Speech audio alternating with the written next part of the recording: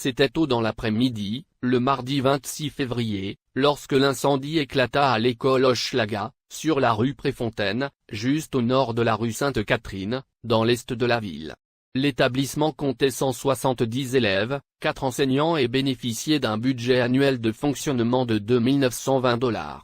Le bâtiment scolaire était assuré pour $11 701. L'école accueillait principalement les enfants des ouvriers, travaillant aux ateliers Angus et aux quais voisins. Construit en 1890 par la commission scolaire de Hochelaga de l'époque, l'édifice, plutôt austère, comportait 4 salles de classe, 2 à l'extrémité nord pour les garçons et 2 au sud pour les filles. The Witness, un journal montréalais de l'époque, décrivait l'établissement comme non adapté à une école moderne. Les escaliers étaient tordus, les couloirs étroits et il n'y avait pas d'issue de secours. Un autre journal qualifiait la structure délabrée de piège mortel. Les 4 enseignants, dont Sarah Maxwell, qui était également la directrice, se rendirent compte qu'il se passait quelque chose lorsque chacun remarqua, à différents moments, un léger voile de fumée dans les couloirs de l'école. Cependant, aucun ne sembla y prêter grande attention. Les chaudières à charbon doux, il y en avait 2, une à chaque extrémité de l'édifice, ayant mal fonctionné cet hiver, et il n'était pas rare de voir de la fumée dans le bâtiment. Selon des articles de presse de l'époque, Mademoiselle Maxwell, 31 ans, avait exprimé dès novembre ses inquiétudes concernant les chaudières défectueuses auprès de la commission scolaire protestante. Néanmoins, peu ou aucune mesure ne fut prise pour corriger l'état lamentable des installations. Peu de temps après, un garçon de 13 ans, John Gilbert, observa une quantité excessive de fumée provenant d'un registre d'air chaud situé dans le couloir entre les 2 salles de classe du rez-de-chaussée. L'élève, surpris, alerta immédiatement son enseignante, Mademoiselle Maxwell, qui, ayant alors vu l'ampleur de la situation, ordonna à ses élèves de quitter le bâtiment le plus rapidement possible et de rentrer directement chez eux. La directrice, avec sa baguette à la main, se tenait à la porte du hall pour diriger les élèves en danger vers l'extérieur. Cependant, tout au long de l'incident, aucune alarme incendie ne sembla avoir été déclenchée. Gilbert lui-même, pensant sans doute à sa sœur cadette à l'étage supérieur, mit environ 10 minutes à quitter le bâtiment. Pendant ce temps, des nuages de fumée meurtrière se répandaient rapidement dans toute la structure délabrée. Lorsque la gravité de la situation fut pleinement réalisée, une autre particularité devint rapidement évidente, tous les enfants plus âgés se trouvaient au rez-de-chaussée tandis que les plus jeunes, et donc plus vulnérables, étaient à l'étage supérieur, y compris la classe de maternelle. L'une des raisons avancées pour cette pratique relativement courante à l'époque était d'éviter que les petits soient piétinés par les élèves plus âgés descendant les escaliers en panique à cause du feu et de la fumée.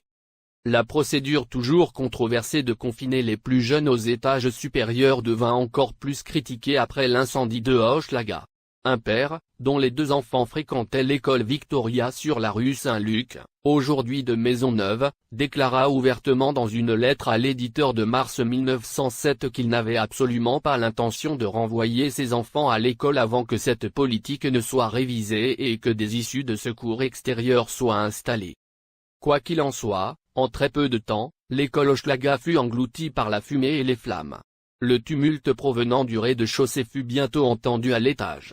Mademoiselle Catherine Campbell, dont la salle de classe se trouvait juste au-dessus de celle de Sarah Maxwell, ouvrit sa porte pour enquêter et fut stupéfaite de ce qu'elle vit. Le couloir était en effet enveloppé d'une épaisse vapeur noire et toxique montant rapidement de l'escalier en face de sa salle de classe. Réagissant rapidement, elle rassembla ses élèves effrayés près de la porte et les dirigea vers le même escalier voisin, dans l'espoir désespéré qu'ils la suivent à travers les fumées toxiques jusqu'à la sécurité de l'extérieur. Sans surprise, beaucoup hésitèrent instinctivement devant ce plan audacieux. Campbell estima plus tard qu'environ un tiers de ses élèves terrifiés réussirent à descendre précipitamment l'escalier en flammes, atteignant à peine la rue en sécurité. Les autres, presque paralysés par la peur, retournèrent prudemment avec leur enseignante à la salle de classe. Une fois à l'intérieur, Campbell brisa immédiatement plusieurs fenêtres, qui avaient été, pour une raison inconnue, scellées des années auparavant par un charpentier, et plaça les enfants à proximité. Elle appela alors des hommes travaillant dans une glacière en face de l'école. Une échelle fut rapidement déployée et la pédagogue passa habilement ses élèves aux ouvriers participant au sauvetage improvisé. Elle fut la dernière à quitter sa classe de cette manière, mais quelques secondes avant de partir, elle appela à plusieurs reprises à travers la fumée dense. Il n'y eut aucune réponse.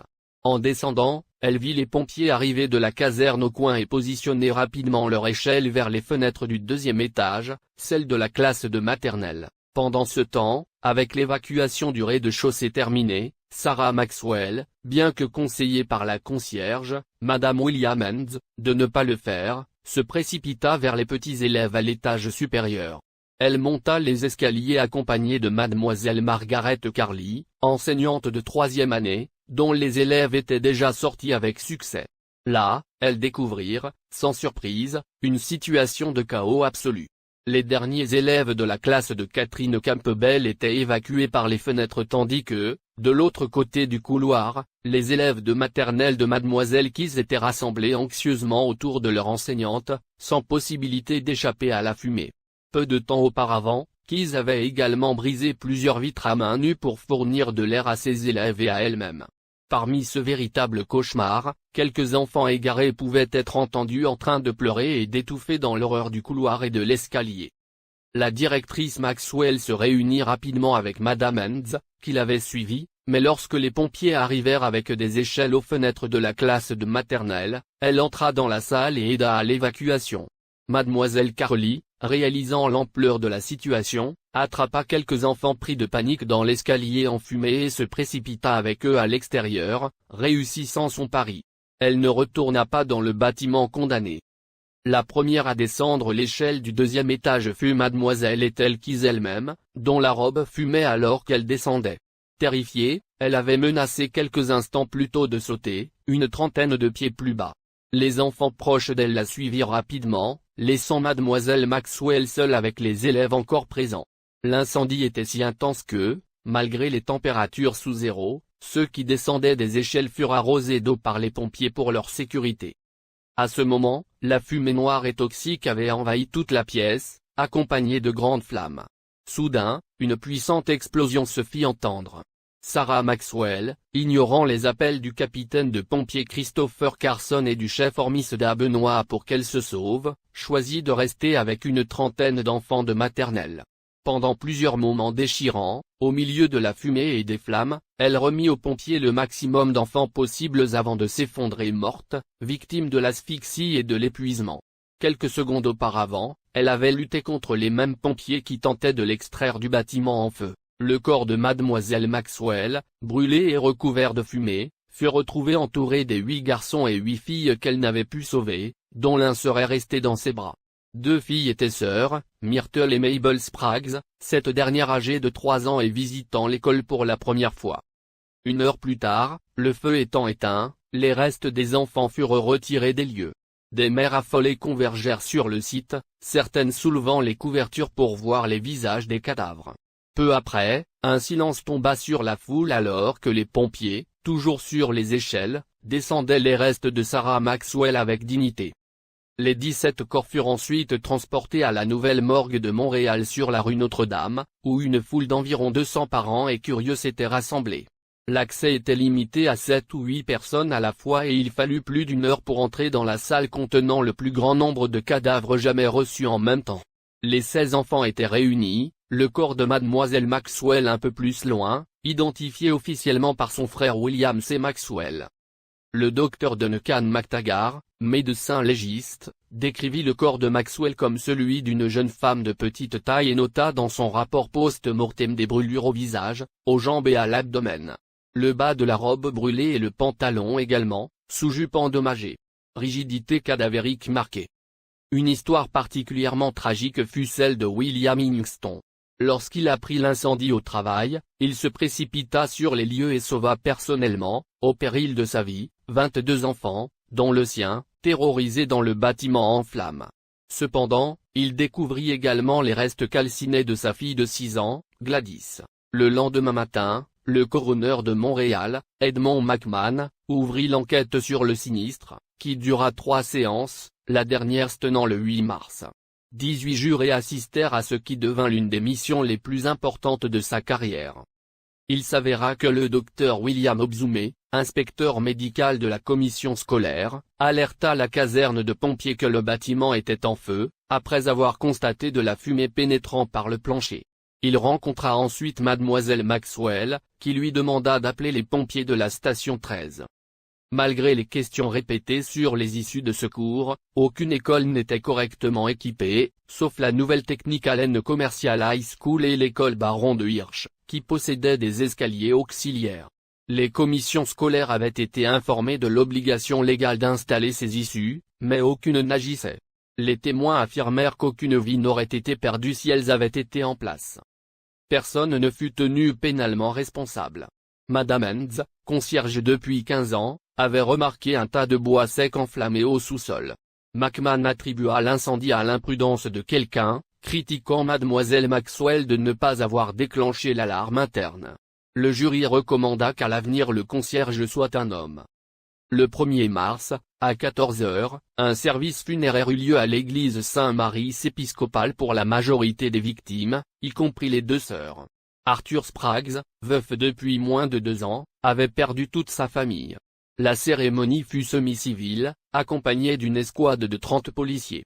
Les cercueils furent transportés au cimetière Mont-Royal pour être placés en caveau en attendant l'inhumation du printemps. Le lendemain, le corps de mademoiselle Maxwell fut ramené chez sa mère, rue Saint-Urbain, où le public ne fut admis qu'en petit nombre.